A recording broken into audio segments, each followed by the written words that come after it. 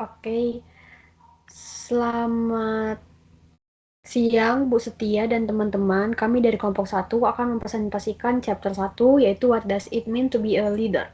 Dengan saya sendiri, Puji Deborah Pitupulu, NIM 2023-60261, dan teman-teman saya 2023-6149 Agung Pratama Donald, 2023-60256 Salsabila Khadijah Lestari, dan 2023-60262 Rahmi Sindinara.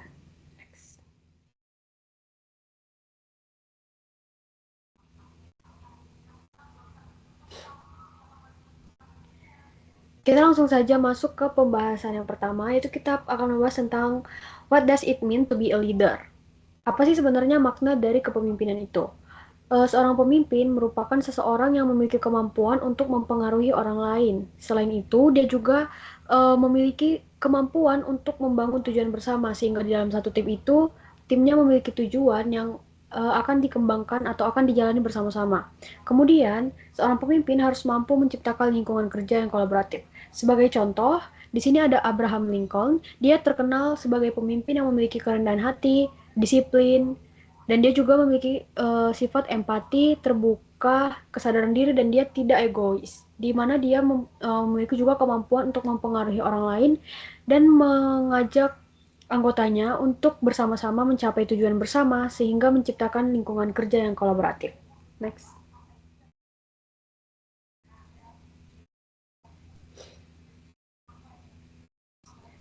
Oke, kita masuk ke subbab yang pertama, yaitu defining leadership. Nah, kepemimpinan itu merupakan hubungan pengaruh antara pemimpin dan pengikut yang bertujuan menciptakan perubahan nyata, dan perubahan tersebut berfokus pada tujuan bersama, bukan untuk kepentingan sendiri. Di mana di sini uh, ada karakteristik kepemimpinan, yaitu yang pertama adalah kepemimpinan itu bersifat dua arah, di mana di saat ada leader, maka harus ada yang sebagai pengikut. Yang berikutnya adalah kepemimpinan itu harus melibatkan interaksi antar manusia, di mana berarti kepemimpinan melibatkan salah satu orang dan juga orang lainnya. Kemudian, kepemimpinan itu harus berorientasi pada perubahan dan masa depan yang lebih baik. Nah, peran pengikut itu sendiri dalam kepemimpinan memiliki peran yang sangat penting, yaitu tanpa pengikut, kepemimpinan tidak akan pernah ada. Dan pengikut juga dapat mempengaruhi seorang pemimpin. Nah, seorang pemimpin yang baik juga dapat menjadi pengikut yang baik. Di sini ada contoh, yaitu Stacey Abrams, di mana dia merupakan seorang perempuan dan dia merupakan seorang pemimpin yang memperjuangkan hak suara melalui organisasi Fair Fight dan meningkatkan partisipasi pemilih, di mana dia memimpin di Georgia. Di mana seorang kepemimpinan itu seperti Stacey Abrams, dia memiliki sifat-sifat di mana dia mempengaruhi seseorang, memiliki intensi untuk membangun atau mengajak anggotanya untuk mencapai tujuan bersama, dan dia juga memiliki integritas personal dan rasa tanggung jawab, dan dia mampu mengaruhi anggotanya untuk berubah, di mana perubahannya itu berorientasi pada masa depan yang lebih baik, dan tentu saja dia juga memiliki pengikut. Okay, next.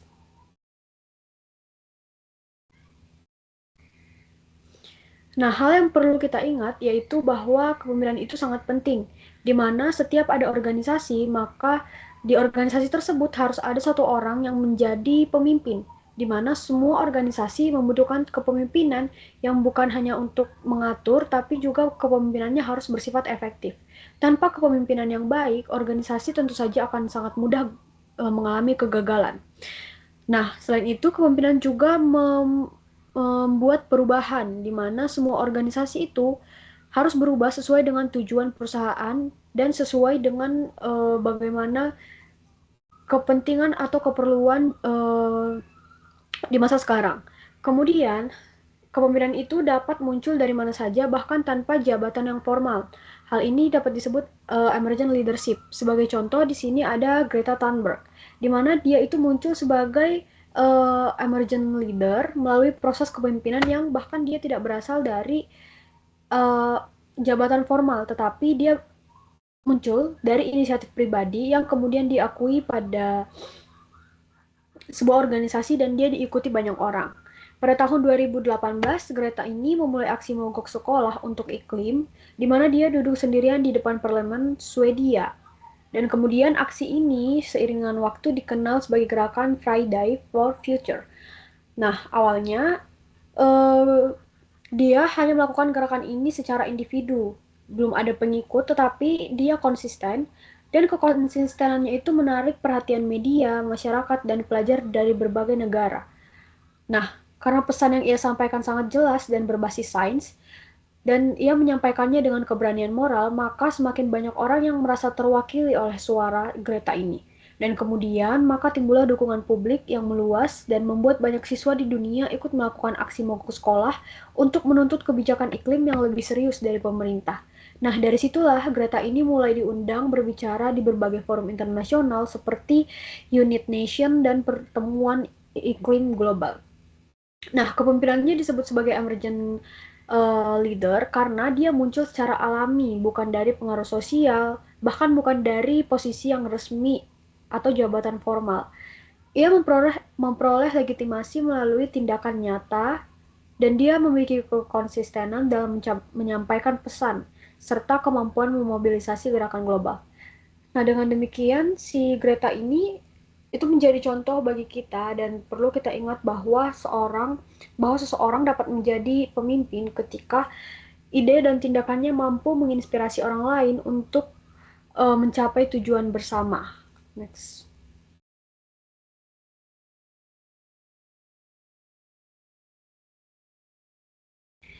Kemudian kita masuk ke the new reality for leader.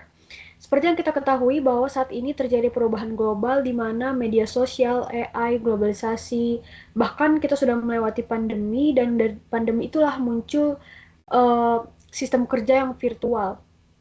Belum lagi pada saat ini kita melihat bahwa ada konflik geopolitik, bahkan perubahan iklim dan juga kelangkaan sumber daya sudah mulai terjadi di mana-mana.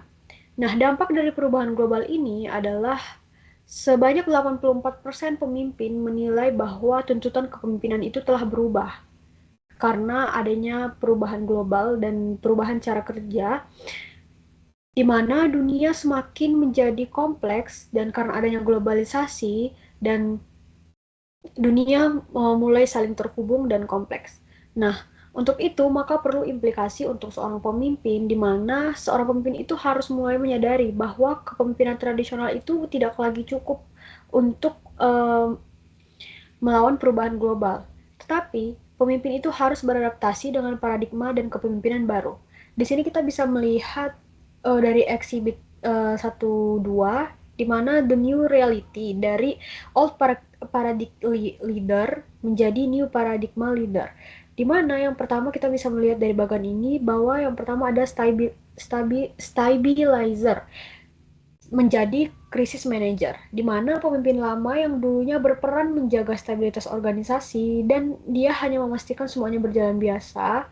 Namun, pemimpin itu sekarang untuk menanggapi perubahan global harus mampu mengelola krisis dan ketidakpastian karena perubahan, disrupsi teknologi, dan juga kondisi global yang seringkali menimbulkan situasi darurat yang harus diatasi dengan cepat. Kemudian, yang kedua ada controller menjadi fasilitator. Di mana dalam paradigma lama, pemimpin itu mengontrol bawahan secara ketat. Nah, selain itu dia juga membuat keputusan sendiri tanpa memperdulikan anggotanya ataupun followernya. Dan dia hanya memberi perintah secara diktator. Nah, dalam paradigma baru, hal ini harus diubah menjadi fasilitator, di mana pemimpin itu bersifat sebagai penghubung yang membantu tim itu bekerja dengan efektif, memberi dukungan atau motivasi, dan menyediakan sumber daya untuk mendorong partisipasi anggota tim dalam mengambil keputusan. Sehingga dalam paradigma baru, untuk mengambil keputusan itu tidak boleh hanya pemimpin sendiri, tapi dia harus juga mempertimbangkan bagaimana pemikiran dari followernya. Kemudian ada dari kompetitor menjadi kolaborator. Nah, pemimpin yang lama itu menurut data itu dia lebih menekankan persaingan baik antara individu maupun antara unit kerja. Nah, untuk menanggapi perubahan global, pemimpin baru harus mampu menekankan kolaborasi karena inovasi dan kinerja yang baik itu biasanya sering muncul dari kerjasama lintas tim, organisasi, bahkan mungkin lintas negara. Kemudian ada diversity avoider dengan harus berubah menjadi diversity promoter, di mana paradigma lama cenderung menghindari keberagaman karena dianggap dapat menimbulkan konflik, di mana paradigma baru itu melihat bahwa keberagaman itu harus menjadi sebuah kekuatan. Sehingga pemimpin harus mendorong yang namanya inklusivitas dan memanfaatkan perbedaan latar belakang, ide serta perspektif untuk meningkatkan kreativitas dan kualitas keputusan. Nah, yang terakhir juga ada dari yang dulunya sebagai pemimpin itu terlihat sebagai hero, tapi dalam new paradigma itu pemimpin itu harus humble, di mana pemimpin lama itu dulu sering dianggap sebagai pahlawan yang memiliki semua jawaban dan menjadi pusat dari kekuatan organisasi.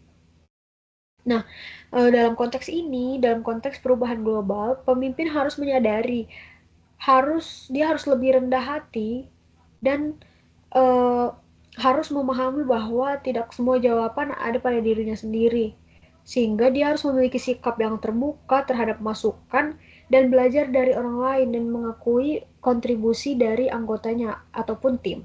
Nah, intinya dari ini semua adalah bahwa kepemimpinan modern itu untuk menanggapi perubahan global itu bergeser dari yang dulunya otoriter, individual, dan kontrol tingkat tinggi itu menuju kepada kepemimpinan yang bersifat kolaboratif, adaptif terhadap perubahan global, inklusif, dan juga bersifat mengarahkan, bukan sebagai pengambil keputusan mutlak. Tetapi ia juga memperdayakan orang lain agar organisasi yang dia pimpin itu mampu menghadapi perubahan yang cepat. Next.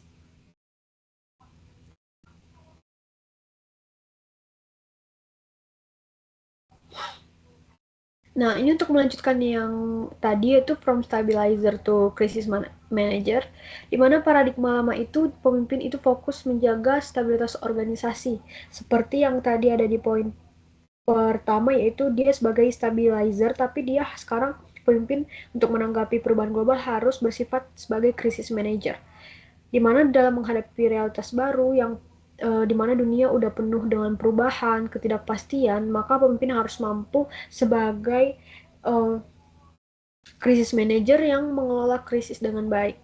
Nah, seperti contoh contoh krisis pada perusahaan Boeing 737 Max, di mana pada saat itu terjadi kecelakaan fatal yang memicu krisis besar. Nah, oleh sebab itu, karena adanya krisis ini, maka seorang pemimpin dari Boeing 737 Max harus mampu mengelola krisisnya sehingga perusahaannya dapat bertahan. Kemudian juga ada contoh kedua yaitu Volkswagen, di mana ada skandal uh, manipulasi emisi yang merusak, dan tentu saja dengan adanya manipulasi maka merusak reputasi perusahaan ini.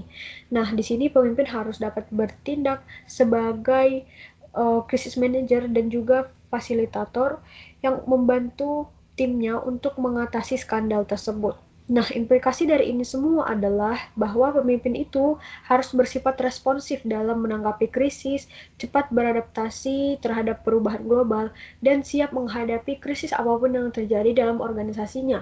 Oleh sebab itu, dirumuskan 3 tahapan untuk menjadi pemimpin yang menjadi pemimpin krisis manager, yaitu yang pertama, pemimpin itu harus memiliki stability mindset, di mana dia harus memiliki pemikiran yang stabil. Kemudian setelah terbentuknya pemikiran yang stabil, maka dia dapat menjadi krisis leadership. Dia kepemimpinannya akan menjadi krisis leadership yang mampu uh, mengelola krisis di dunia yang penuh dengan perubahan dan ketidakpastian, dan kemudian dari situlah organisasi akan mengalami adaptasi.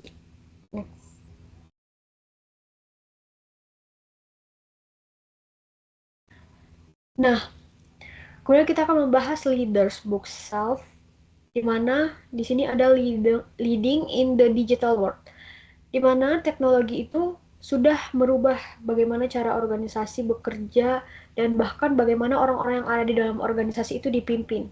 Nah, kepemimpinan itu bukan lagi hanya bergantung pada kontrol hierarki satu orang, dan hal itu sudah bersifat sangat tradisional dan sangat tidak relevan lagi kalau digunakan dalam menghadapi perubahan global yang terjadi saat ini.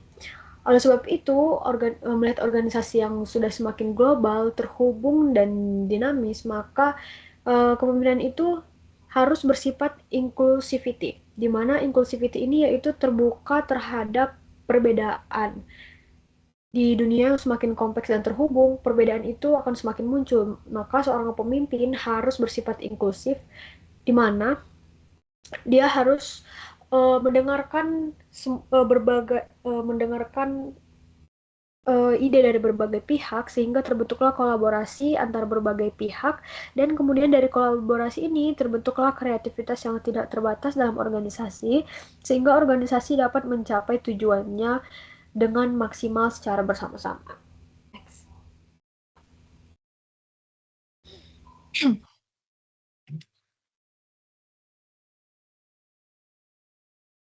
Nah, oke, selanjutnya itu from competitor to collaborator, di mana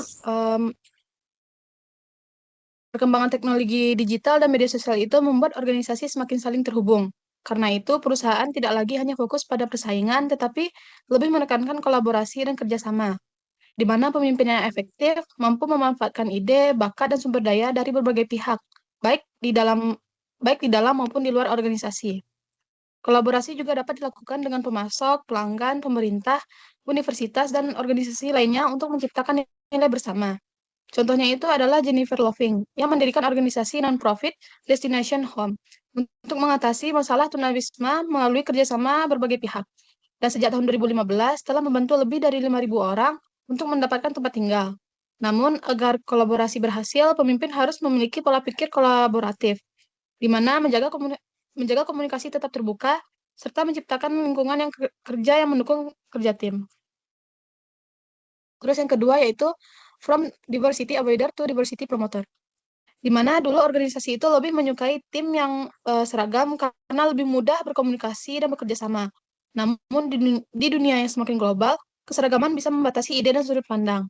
Karena itu, banyak organisasi sekarang mendorong keberagaman seperti perbedaan latar belakang, pengalaman, dan cara berpikir agar menghasilkan ide yang lebih kreatif dan inovatif. Contohnya itu di Amazon Studio, di mana ketika dipimpin oleh Jennifer Salk, tim yang lebih beragam membantu menghasilkan cerita yang lebih menarik bagi banyak penonton. Selain itu, generasi milenial juga sangat memperhatikan keberagaman dan inklusi di tempat kerja.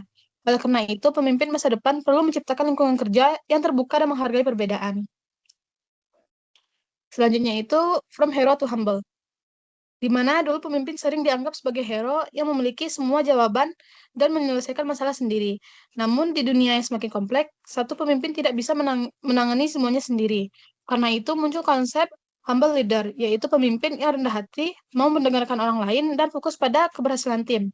Di mana menurut James Collins dalam buku Good to Great, pemimpin seperti ini disebut level 5 leaders yang memiliki dua sifat utama, yaitu humanity, rendah hati, dan will, tekad untuk kuat memajukan organisasi.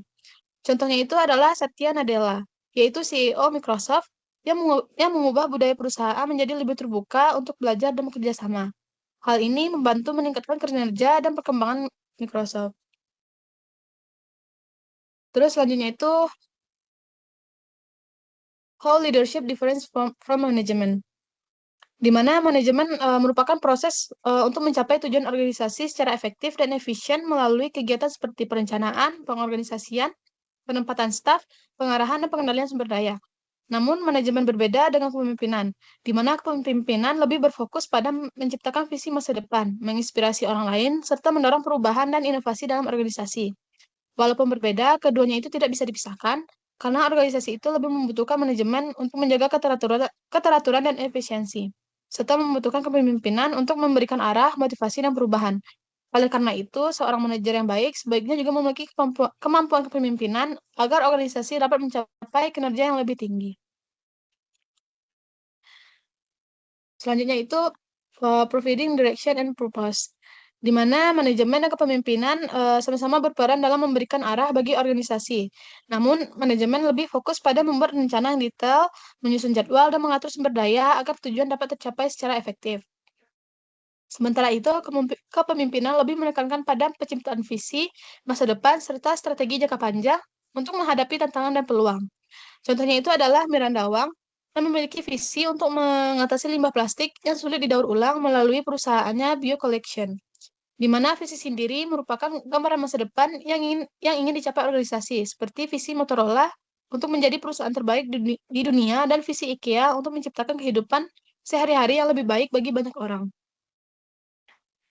Terus selanjutnya itu aligning followers, di mana di dalam organisasi, manajemen itu berperan mengatur struktur kerja, menempatkan karyawan sesuai tugasnya, serta membuat kebijakan dan sistem agar pekerjaan berjalan sesuai rencana. Sedangkan kepemimpinan lebih fokus pada menyatukan orang melalui komunikasi visi, serta membangun budaya dan nilai bersama agar semua anggota organisasi memiliki tujuan yang sama. Contohnya itu adalah kepemimpinan Jacinda Ardern, di mana saat ia menghadapi pandemi COVID-19 di New Zealand, ia menyatukan pemerintah, ahli kesehatan, pelaku bisnis, dan masyarakat untuk bersama-sama menghentikan penyebaran virus melalui kebijakan tegas dan komunikasi yang terbuka. Terus selanjutnya itu building relationships, di mana di dalam organisasi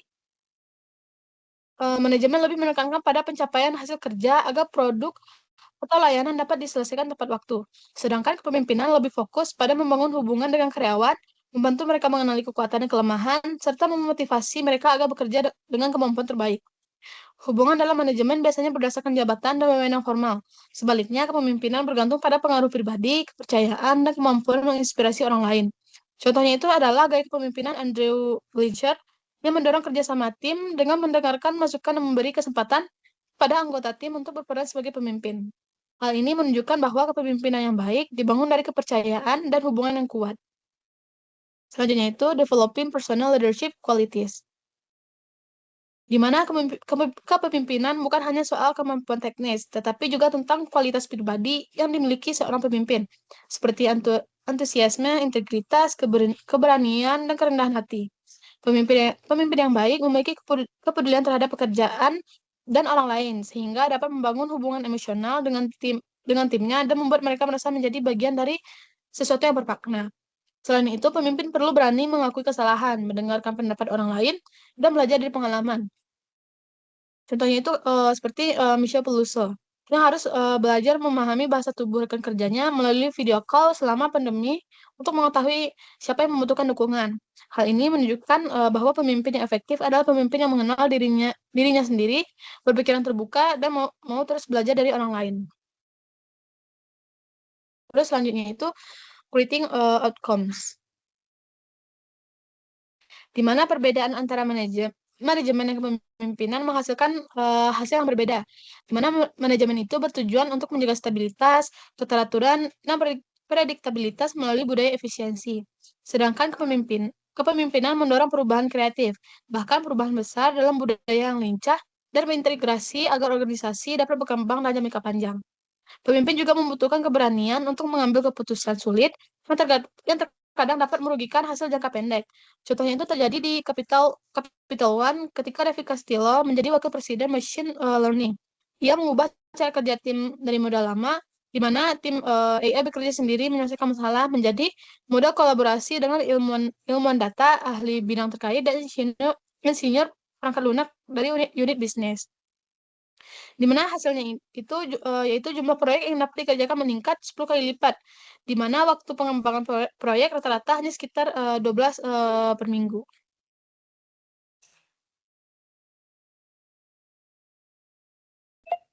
Baik, selanjutnya kita masuk ke Evolving Theories of Leadership, yang dimana kita harus bahas dulu historical overview of major approach-nya itu.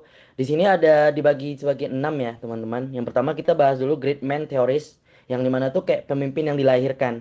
Maksudnya gimana sih? Yang dimana teori itu menyatakan bahwa pemimpin besar dilahirkan dengan sifat kepemimpinan alami, seperti kemampuan mempengaruhi, kekuasaan, dan kualitas heroik.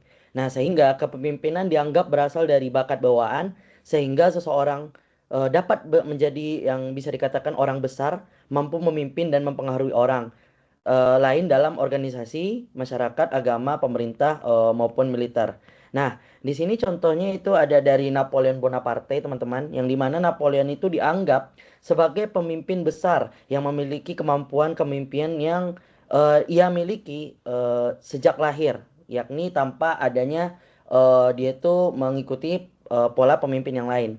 Nah, selanjutnya kita masuk ke trait teoris yang dimana tuh kayak pemimpin memiliki sifat tertentu, yang dimana dia itu menyatakan bahwa kepemimpinan dipengaruhi oleh sifat atau karakteristik tertentu seperti kecerdasan dan energi yang membedakan pemimpin dari non pemimpin atau juga bisa membedakan dari pemimpin yang satu dengan pemimpin yang lain. Namun penelitian sejak tahun 1920-an berusaha menemukan sifat yang menentukan keberhasilan pemimpin.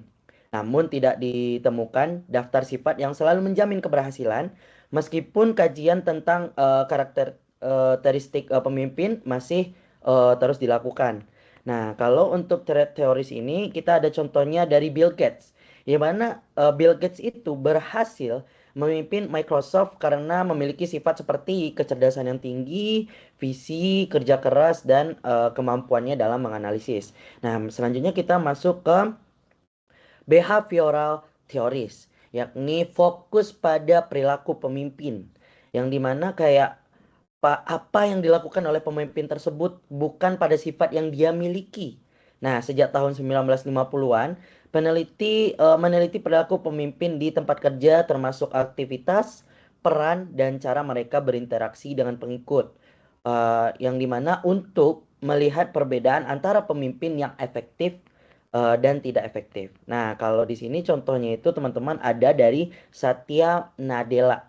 Satya Nadella ini mengubah budaya kerja di Microsoft dengan perilaku kepemimpinan yang lebih terbuka, kolaboratif, dan mendukung karyawan. Intinya fokusnya pada cara pemimpin dan berinteraksi dengan tim untuk meningkatkan kinerja perusahaannya. Nah, selanjutnya kita masuk ke kontingensi teoris. Yang dimana tuh kayak kepemimpinan tergantung pada situasi. Nah, kontingensi ini menyatakan bahwa efektivitas kepemimpinan bergantung pada situasi. Pemimpin perlu menyesuaikan perilaku dengan kondisi yang ada, seperti karakteristik pengikutnya atau lingkungan kerja, tugasnya, dan juga bisa faktor eksternal dari organisasi tersebut. Nah, contohnya dari kontingensi teoris ini ada dari Abraham Lincoln, yang dimana saat American Civil War, Lincoln itu menyesuaikan gaya kepemimpinannya dengan situasi krisis negara. Ia mengambil keputusan strategis yang berbeda sesuai kondisi perang dan politik saat tertentu. Nah, selanjutnya kita masuk ke influence teoris, yang dimana influence teoris itu intinya itu pemimpin mempengaruhi orang lain dengan visi dan karismanya. Nah, sehingga influence teoris ini membahas proses pengaruh antara pemimpin dan pengikut.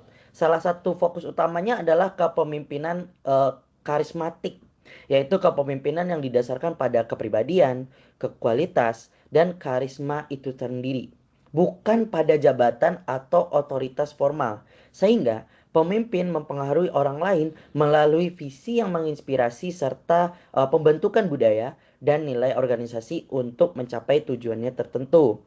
Nah, kalau influence teoris ini kita ada contohnya dari Steve Jobs, yang dimana Steve Jobs ini mampu mempengaruhi karyawan dan pasar melalui karismanya, visi yang besar, dan inovasi ketika memimpin Apple.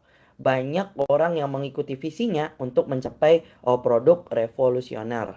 Nah, terakhir kita masuk ke relasional teoris, yang dimana itu intinya kepemimpinan dibangun dari hubungan pemimpin dan pengikut. Nah, ini berbeda ya. Kalau yang influence teoris itu pemimpin mempengaruhi orang lain dengan dirinya sendiri. Nah, kalau ini hubungan langsung pemimpin dengan pengikut. Nah, sehingga relasional teoris ini menekankan bahwa kepemimpinan adalah proses hubungan antara pemimpin dan pengikut yang saling berinteraksi dan mempengaruhi.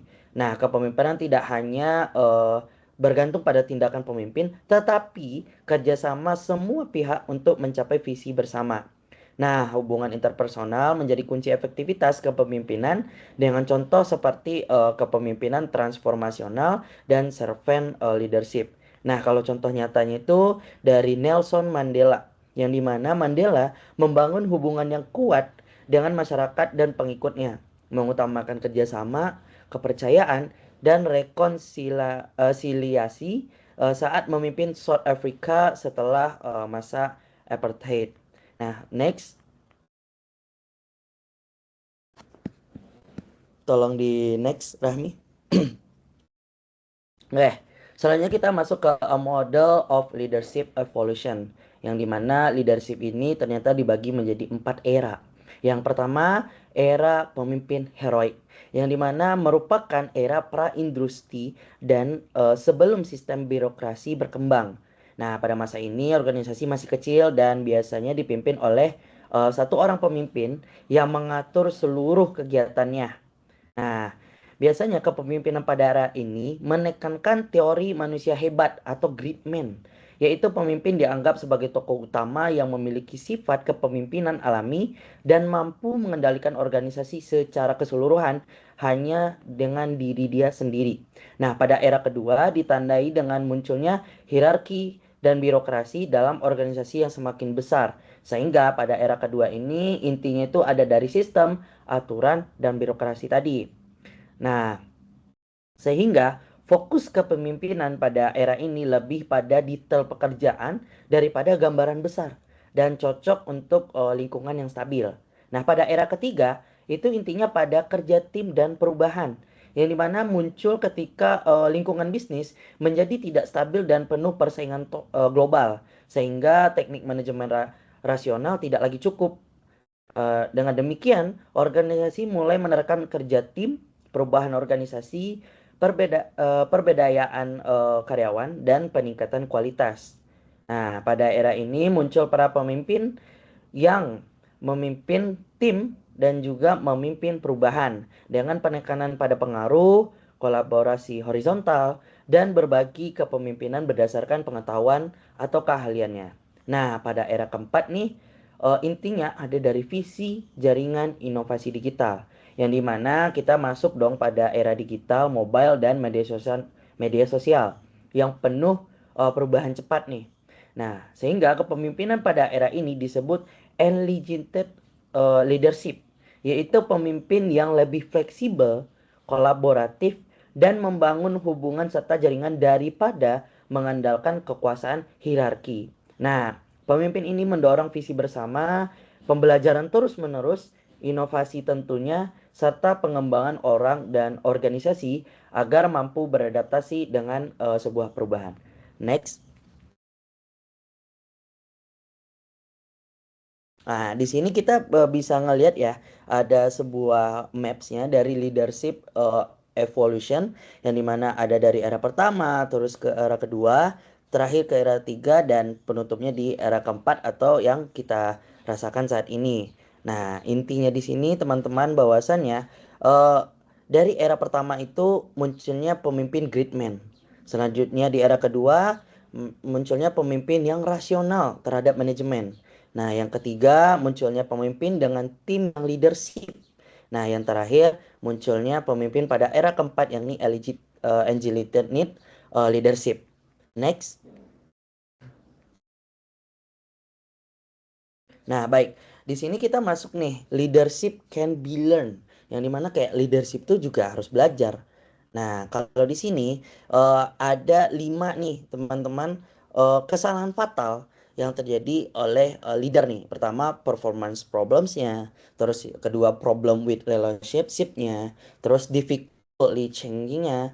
Terus ada difficultly building and leading team-nya. Terus terakhir itu too narrow management experience, yang dimana di sini kita bisa dapat saya jelaskan satu-satu. Pertama itu masalah kinerja nih, yang dimana pemimpin gagal mencapai target bisnis karena terlalu fokus pada diri sendiri atau politik kantor gitu.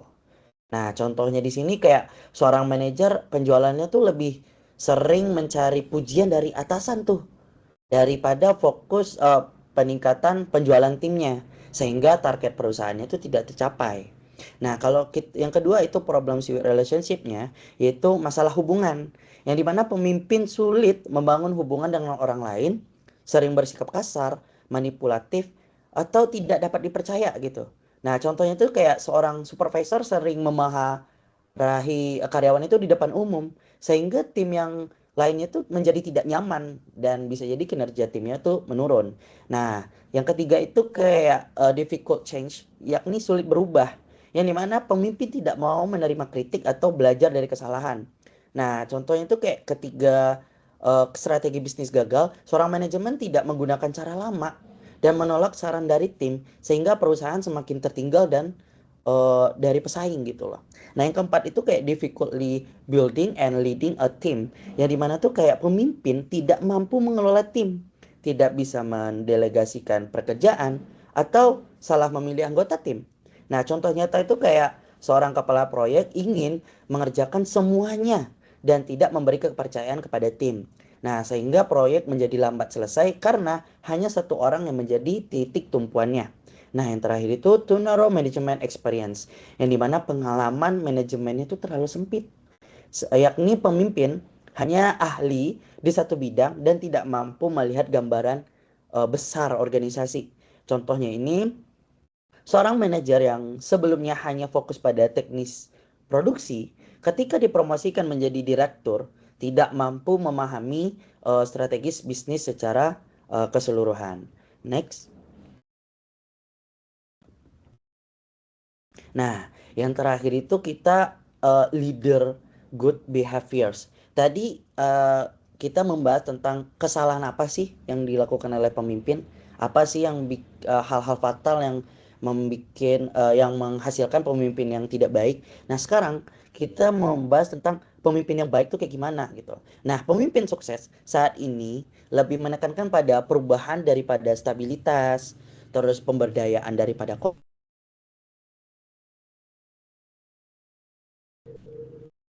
terus keberagaman dan inklusi daripada keseragaman. Terus integritas daripada kepentingan pribadi. Yang dimana kita kesimpulkan, pemimpin terbaik adalah mereka yang benar-benar peduli pada orang lain dan mampu mengembangkan potensi timnya. Oleh karena itu, organisasi sukses fokus pada pengembangan soft skill seperti komunikasi, kerjasama, dan kemampuan membimbing orang lain. Nah, di sini ada penelitian di Google menunjukkan bahwa keahlian teknis bukan faktor utama yang membuat seseorang menjadi pemimpin yang baik. Yang lebih penting adalah keterampilan manusia atau human skills-nya, seperti mendengarkan, membangun hubungan positif, melatih tim, dan bekerja sama. Nah, di sini Google juga menjelaskan bahkan memasukkan perilaku kepemimpinan tersebut dalam sistem evaluasi dan pelatihan pemimpin dan hasilnya kinerja manajer meningkat setiap tahunnya. Next.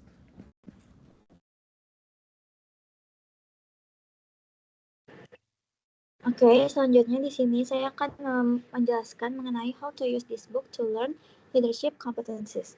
Jadi kepemimpinan itu tidak hanya berasal dari bakat, tetapi juga dapat dipelajari serta dikembangkan melalui pengalaman dan latihan. Nah, menurut Abraham Maslow, penguasaan keterampilan itu disebut unconscious competence, yaitu kemampuan yang dilakukan secara otomatis tanpa berpikir. Nah, untuk mencapai tahap tersebut, seseorang itu harus melalui 4 tahap perkembangan kompetensinya. Nah, untuk 4 tahapnya itu ada di slide selanjutnya, boleh di next.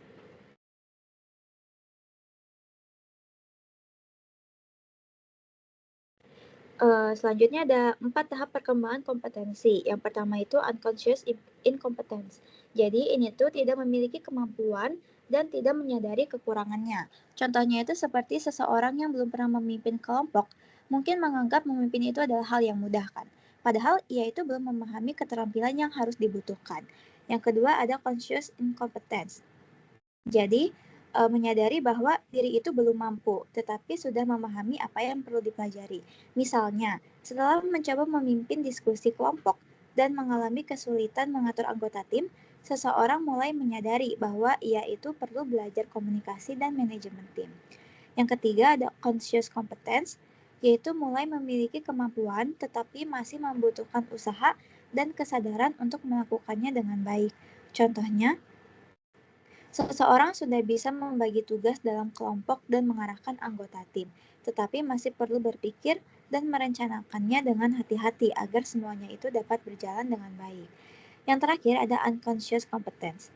Jadi kemampuan sudah melekat dan dapat dilakukan secara otomatis.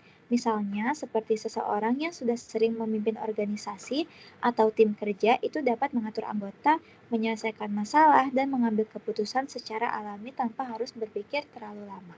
Boleh di next?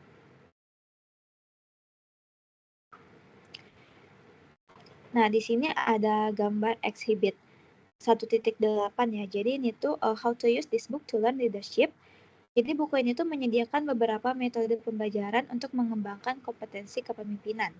Yaitu yang pertama ada active conceptual learning.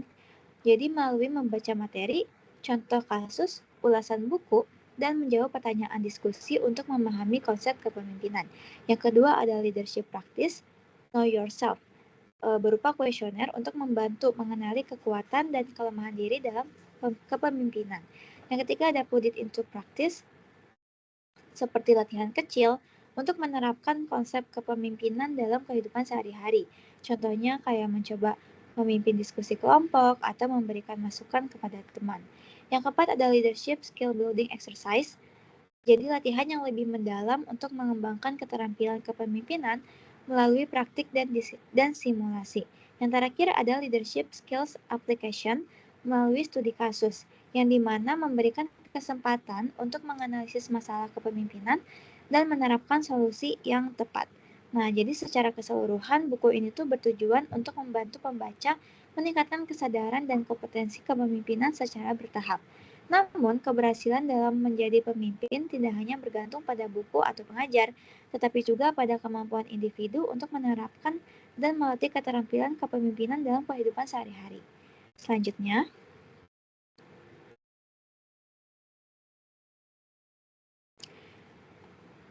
di sini ada gambar framework for the book ya teman-teman. Jadi yang pertama itu di sini ada bagian pertamanya yaitu membahas pengenalan tentang kepemimpinan. Pentingnya kepemimpinan dalam organisasi serta perubahan menuju paradigma kepemimpinan yang baru. Nah, pada bagian ini dijelaskan bagaimana peran pemimpin semakin penting dalam menghadapi tantangan organisasi yang terus berkembang. Lalu ada part 2-nya, yaitu research perspective on leadership, yang dimana menjelaskan perspektif dasar penelitian tentang kepemimpinan yang berkembang pada masa ketika lingkungan organisasi masih relatif stabil. Nah, perspektif tersebut meliputi teori Gridman serta teori sifat atau trait theory. Lalu ada teori perilaku, teori kontingensi. Nah, teori-teori ini tuh berfokus pada kemampuan pemimpin dalam mengelola tugas dan individu dengan asumsi bahwa pemimpin dapat memprediksi serta mengendalikan situasi organisasi.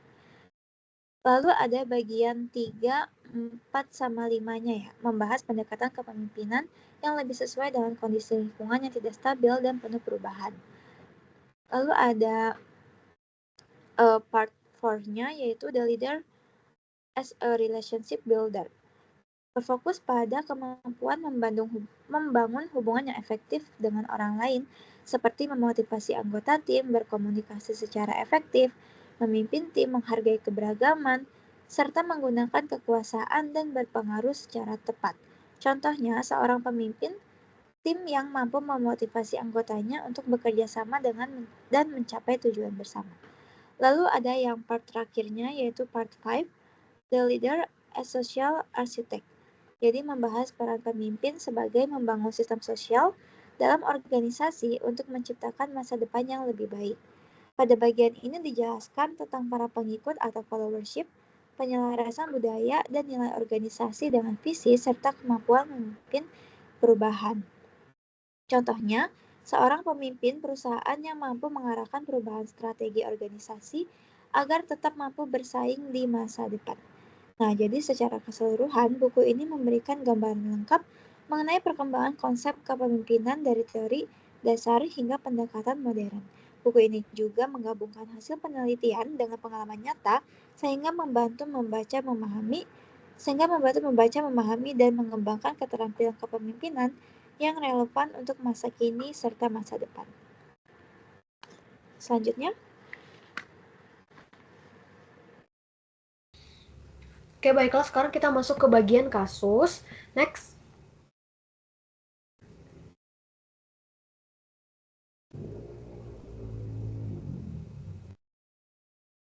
Oke, di sini kita akan membahas kasus The Rushmore Plan, di mana di sini diceritakan bahwa Kelly Dakota itu dikenal oleh rekan kerja dan pesaing sebagai seorang perempuan yang dia itu memiliki misi yang kuat. Nah, dia merupakan salah satu dari 4 anggota dari tim desain di sebuah perusahaan besar manufaktur kursi, dan dia memiliki obsesi terhadap penciptaan kursi yang nyaman, dan hal itu dilatar belakangi karena dia pernah merasakan cedera punggung waktu kecil, dan rasa sakit yang dia rasakan itu terus menerus ada sepanjang dia masih hidup. Nah, ia lebih memahami dia lebih paham tentang industri kursi ini daripada banyak orang. Nah, di mana dia itu merasakan bahwa kursi yang sehat itu penting untuk dapat memberikan kelegaan, khususnya bagi orang yang menderita sakit punggung, pinggul, pinggul dan leher yang parah, sekaligus juga membantu orang dari berbagai usia untuk menghindari masalah melalui postur tubuh yang benar dengan adanya kursi yang nyaman. Nah, pada masa awal dia di perusahaannya, para staf secara bercanda itu menyebut bahwa pendekatannya dia itu disebut sebagai Rushmore Plan, yang dimana diambil dari nama Gunung Rushmore di kota atau di bagian kota Dakota. Nah, seperti seorang yang berjuang untuk menyelamatkan dunia, Kelly ini membawa semangat dan intensitas yang sangat kreatif dan sangat tinggi ke dalam rapat desain di perusahaannya, seolah-olah setiap gambar dan setiap perubahan kecil dalam desain kursinya itu pasti akan dapat mengubah peradaban seperti yang sedang dikenal sekarang. Nah, saat itu dia masih lajang dan tampaknya dia tidak memiliki hubungan keluarga atau pertemanan yang benar-benar dekat, dan yang mengabdikan dirinya kepada pekerjaan. Nah, Kelly ini tampak berkembang dengan jadwal kerja di mana jadwal kerjanya itu cukup banyak, yaitu 70 jam per minggu, dan meskipun sebagai manajer yang bergaji tetap, ia tidak menerima bayaran lembur. Bahkan waktu dia luang, waktu makan, atau waktu akhir pekan, itu sering dihabiskan Kelly untuk membuat sketsa, mempelajari perkembangan terbaru dalam ergonomi, atau meneliti setiap perubahan desain yang mungkin dilakukan oleh pesaing yang sama-sama memproduksi kursi tadi. Next.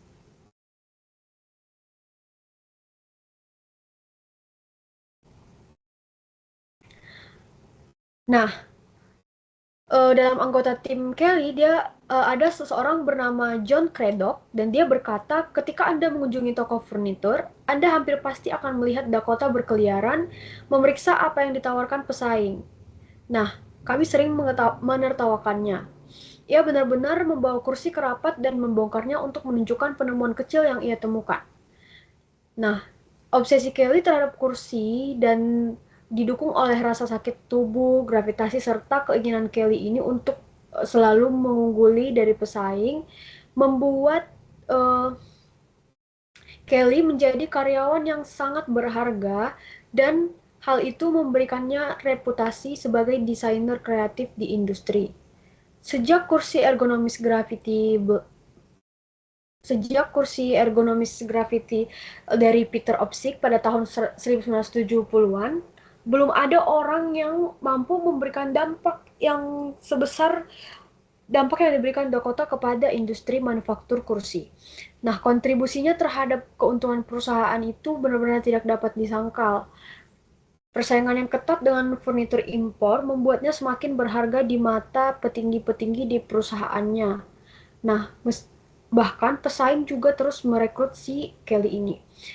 Namun, uh, Rushmore Plan ini memiliki harga yang harus dibayar. Selama 15 tahun bekerja di perusahaan tersebut, dan 5 tahun diantaranya sebagai pemimpin tim desain, terjadi pergantian anggota tim yang terus-menerus karena para pekerja itu sangat frustasi untuk meninggalkan perusahaan hanya untuk menjauh dari Dakota yang sangat memiliki ambisius terhadap manufaktur kursi ini.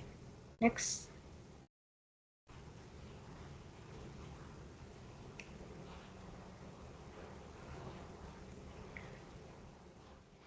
Nah, kemudian Craddock menambahkan bahwa apapun yang bisa dipelajari dari perempuan yang brilian dan berdedikasi ini hancur karena sikapnya dingin dan penuh perhitungan.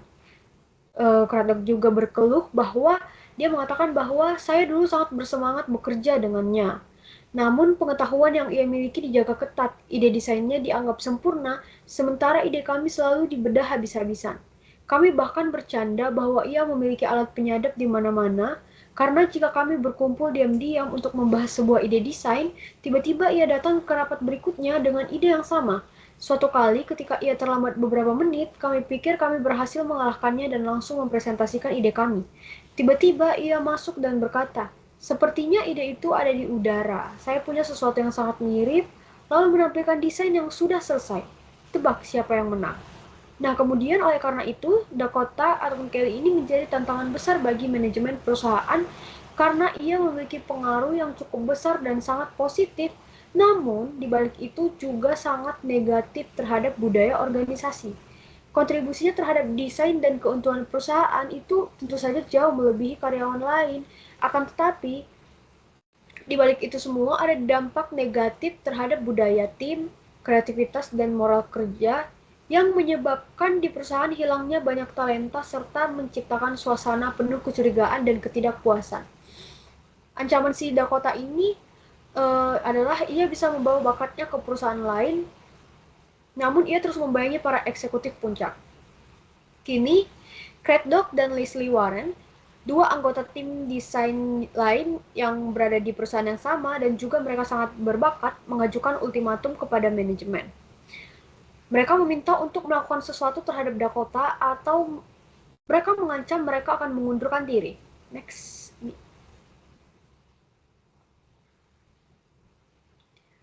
Nah, berdasarkan kasus tersebut, maka kelompok kami menyimpulkan bahwa ada beberapa rumusan masalah, yaitu ada 4 poin, yaitu yang pertama, bagaimana cara manajemen menangani gaya kepemimpinan Kelly Dakota yang sangat berprestasi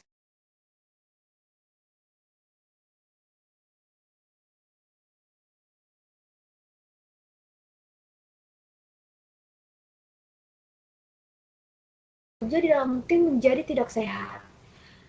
Nah, berikutnya, bagaimana perusahaan dapat menyeimbangkan antara mempertahankan karyawan yang sangat berbakat seperti Dakota dengan menjaga kerjasama tim dan budaya organisasi yang positif. Nah, kemudian yang terakhir yaitu apa langkah yang dapat dilakukan manajemen untuk memperbaiki pola kepemimpinan Dakota agar lebih terbuka, kolaboratif, dan mampu membimbing anggota tim lainnya. Selanjutnya, saya serahkan kepada teman saya. Nah, selanjutnya kita akan membahas terkait identifikasi masalah dari kasus The Rushmore Plan. Di mana masalah pertama yaitu gaya kepemimpinan Dakota yang otoriter dan tidak kolaboratif. Yang kedua yaitu tidak adanya knowledge sharing, di mana Dakota menyimpan pengetahuan dan ide untuk dirinya sendiri. Yang ketiga yaitu iklim kerja tim yang sangat buruk, di mana kepercayaan rendah, kecurigaan tinggi, dan moral tim yang menurun. Keempat yaitu tingginya tingkat turnover anggota tim karena frustasi terhadap pekerjaannya yang dilakukan dengan Dakota. Terus yang kelima yaitu konflik antara kinerja individu yang sangat tinggi dan dampak negatif terhadap budaya organisasi. Yang keenam yaitu manajemen menghadapi dilema antara mempertahankan talenta kunci atau menjaga kesehatan tim dan budaya organisasi. Terus selanjutnya itu dampak masalah dari kasus The Rushmore Plan. Yang pertama yaitu menurunnya kerjasama tim karena anggota tim merasa tidak dihargai dan sulit bekerja sama dengan Dakota. Yang kedua yaitu tingkat pergantian karyawan yang sangat tinggi karena banyak anggota yang memilih keluar untuk menghindari bekerja sama dengan Dakota. Yang ketiga yaitu moral dan motivasi kerja yang menurun karena ide anggota tim sering dianggap tidak penting atau dikritik secara berlebihan. Yang keempat yaitu lingkungan kerja yang menjadi tidak sehat, munculnya rasa curiga, ketidakpercayaan, dan persaingan yang tidak sehat antara anggota tim. Yang kelima yaitu potensi kreativitas tim yang tidak berkembang karena pengetahuan dan ide tidak dibagikan secara terbuka. Yang keenam yaitu perusahaan menghadapi dilema manajerial, yaitu antara mempertahankan karyawan yang sangat berkontribusi pada keuntungan perusahaan atau menjaga budaya kerja yang sehat dalam organisasi.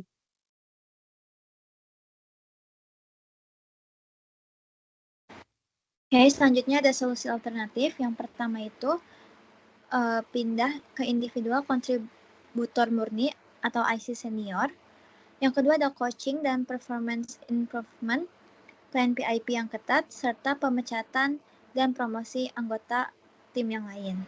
Nah, untuk solusi terbaiknya itu adalah kombinasi transisi peran dan coaching terstruktur. Next.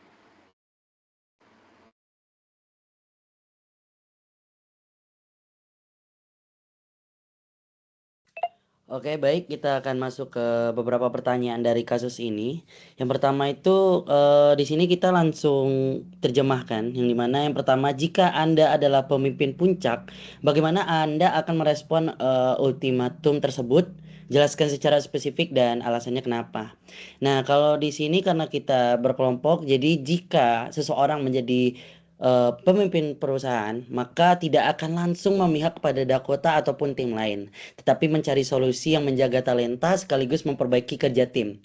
Nah, langkah yang dilakukan adalah berdiskusi langsung dengan Dakota mengenai masalah yang terjadi, menetapkan standar perilaku kerja tim, memberikan pelatihan kepemimpinan dan komunikasi, memperbarui sistem evaluasi kinerja yang menilai kerja sama tim, serta mendorong kolaborasi dalam tim agar tercipta lingkungan kerja yang sehat dan produktif. Nah, intinya adalah teman-teman, antara Dakota dengan tim yang lain kita itu memang kerjasama, tidak ada pihak salah satu gitu.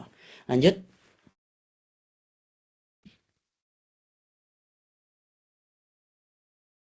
Baik, kita masuk pertanyaan kedua. Apa yang kurang dari kemampuan kepemimpinan dari Dakota? Dan bagaimana Anda menjelaskan perilaku kepemimpinannya yang sangat buruk?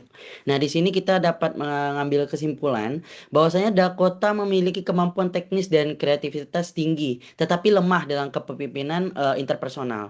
Ia kurang memiliki kecerdasan emosional, kemampuan komunikasi, dan kemampuan membangun kerja tim, serta jarang berbagi pengetahuan dengan anggota tim. Nah, perilaku kepemimpinannya ini yang buruk kemungkinan disebabkan oleh fokus berlebihan pada pekerjaan dan kesempurnaan desain. Nah, kurangnya pengalaman sosial dalam bekerja secara kolaboratif ini serta budaya organisasi yang terlalu menoleransi perilaku tersebut karena ya kontribusinya yang sangat besar gitu. Lanjut.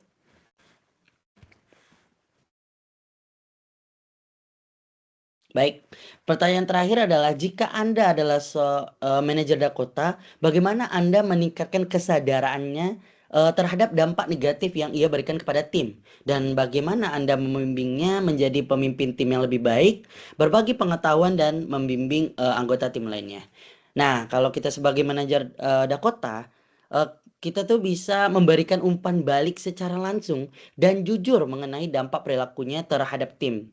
Nah, di lain sisi juga akan menggunakan 360 degree feedback agar Dakota mendapatkan penilaian dari tim, rekan kerja, dan manajemen. Selain itu, Dakota perlu mengembangkan kemampuan kepemimpinan tim, lebih terbuka terhadap ide orang lain, serta mendorong budaya berbagi pengetahuan melalui mentoring dan sesi berbagi pengalaman.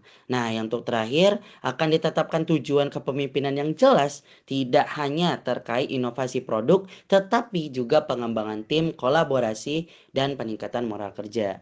Oke, boleh di next.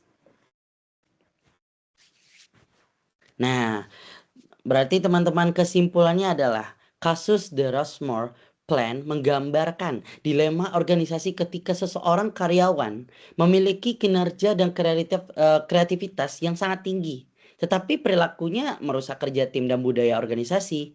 Kelly Dakota adalah desainer kursi yang sangat berbakat dan berdedikasi, bahkan bekerja hingga 70 jam per minggu untuk menciptakan desain kursi ergonomis yang inovatif. Nah, kontribusinya itu membantu perusahaan tetap kompetitif dalam industri furnitur. Namun, di sini Dakota memiliki sikap yang terlalu kompetitif, tertutup, sering mengkritik rekan kerja, dan tidak berbagi pengetahuan. Nah, sehingga menimbulkan frustasi dalam tim dan menyebabkan tingginya pergantian karyawan. Nah, konflik memuncak ketika dua anggota tim berbakat memberikan ultimatum kepada manajemen untuk mengambil tindakan terhadap Dakota. Nah, kasus ini menunjukkan bahwa keberhasilan organisasi tidak hanya bergantung pada keahlian individu, tetapi juga pada kemampuan kerjasama, komunikasi, dan membangun hubungan kerja yang sehat dalam teen. Nah, cukup sekian teman-teman. Mohon maaf atas penyampaiannya. Kurang lebihnya terima kasih dan sampai jumpa.